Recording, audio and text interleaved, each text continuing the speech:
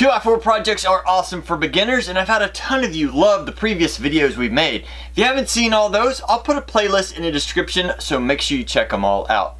Otherwise, let's build 3 more. For project number 1, we're going to need 2 2x4s. And I'm going to be using a miter saw to make all these cuts, but if you're very careful, you could probably use a circular saw or maybe even a handsaw.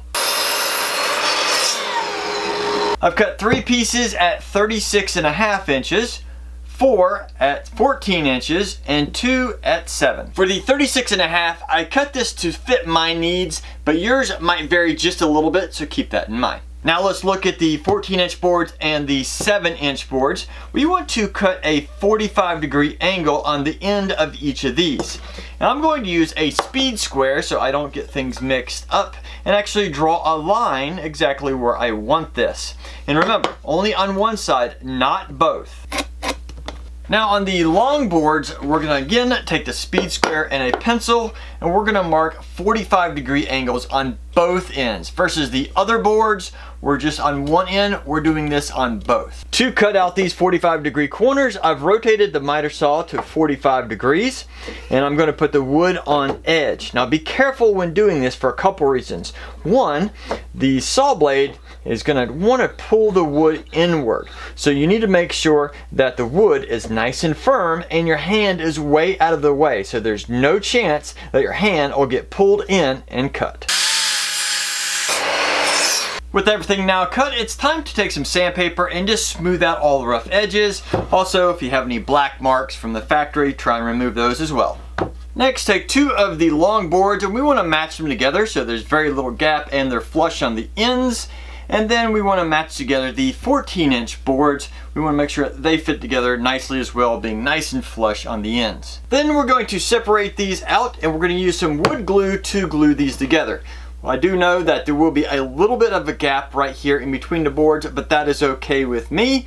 If you don't like that, you can always trim these down on a table saw if you have one to make sure it's nice and flush. But I'm just going to leave that gap. And once all those pieces dried, I then glued on the legs, making sure that the 45 and 45 came together to make some nice 90-degree angles.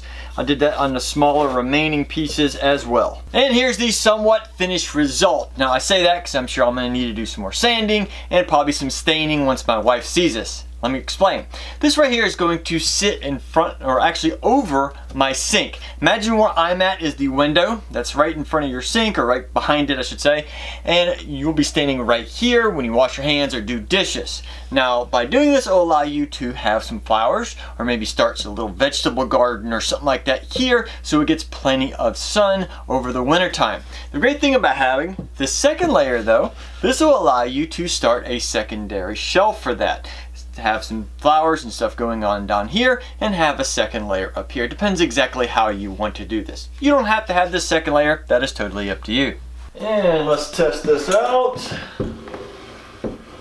Slides in nicely, and all we have to do is open the curtains, which is too bright right now, but the sun will be able to come in and reach those plants, and that'll work out great. And here's a few plants on it so you can get an idea of what it looks like right in front of the sink and how big it is. For project number 2, we're going to need a total of 3 2x4s. Unless you have some scraps left over, then you might be able to use those scraps and only 2 boards. I've cut those down into 2 boards at 52.5 inches, 4 boards at 12 inches, and 5 boards at 11.25 inches. If you happen to have a bunch of black writing on here from the factory, this would be the time to remove it if you would like to. I plan on sticking this whole project outside, so I'm not too worried about it, but if you want to remove it, this will be the time. Now take one of your 52.5 and one of your 11.25, and we're going to assemble them together.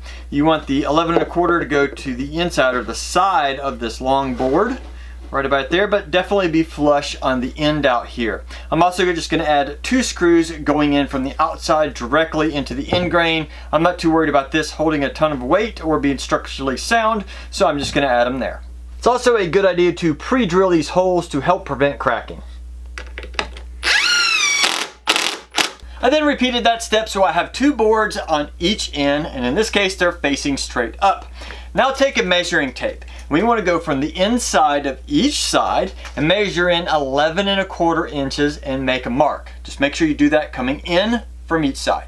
Once you have those marks in place, then you want to take that board and you want to line it up with the outside edge of those marks. So right about there. So in other words, it'll be 11¼ inches in between these two boards. And then just like we did this one with a couple screws, we need to add a couple screws to this one as well. Now let's take a quick measurement between these two center boards, and it should be pretty close to 24 inches. And it's just a little bit off. So I need to find the center between these two boards, and then also the center of this board here, so we can attach that last one right in the middle. And of course, screw it in like we did everything else. Then we're going to take this and flip it over and take the remaining board.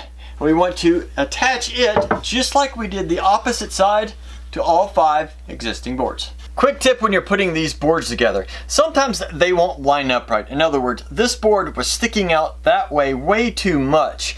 And to get it to line up, I actually used a method here of taking the screw and putting it in at a sharp angle like that. I still pre-drilled the hole, and as I screwed the screw into it, it actually pulled that lower board over some and straightened it out. So now it looks almost perfectly flush, and the trick was just putting it in at an angle. Now, keeping our main structure on its side, we're going to grab those 12-inch boards. These are going to be the legs, but by doing this, it should be really easy to attach. Make sure the top of your leg is flush with the top of this structure.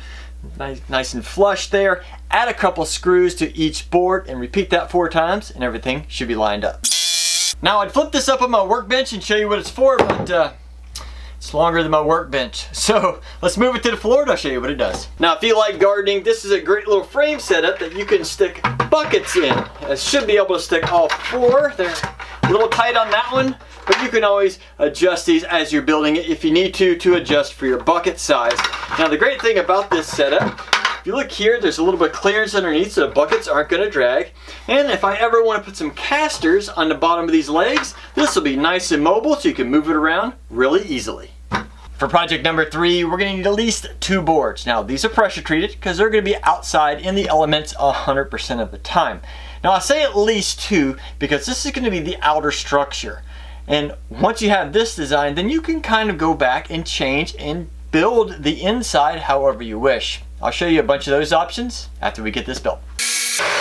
Now, I've cut out 2 boards at 51 inches and 2 boards at 28¼ Now, that is specific to my exact design. I'll show you here in a minute, but the height or this shorter board might vary just a little bit, and so might the long board, so just keep that in mind. To attach these together, I'm going to be using a pocket hole jig, and I'm going to put in 2 holes on each end of the 28¼ inch boards.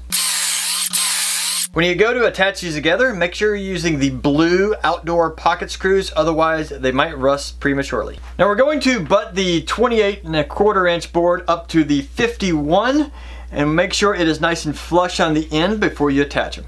Now, if you haven't guessed already, this is going to be a gate to my deck.